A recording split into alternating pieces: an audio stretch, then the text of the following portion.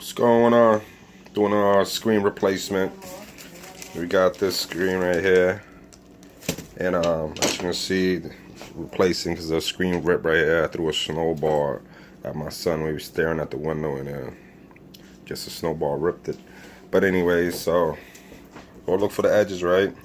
You use a flathead, a plier, try to pop this up out of the little thing right here.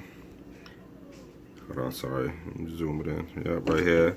See, just pop it out and just take it out like that and just reuse it, and that's all you gotta do. Yeah, just to show you what I'm doing is just push it in like this. As you can see, it goes in.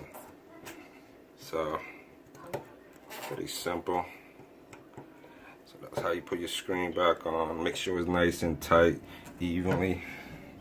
I'm gonna do this side. So yeah, just basically just do all that and cut the screen. So let me finish up and show you real quick. Made it much easier is these clips right here after you finish trimming. So make sure you get these clips to hold the net, and then just continue to push these in the corner edges, and then you should be done. So let me finish up. So as you can see, I just finished putting the things inside. It's nice and firm. All I gotta do is cut the excess net, and it should be all done. And then put it back on the window.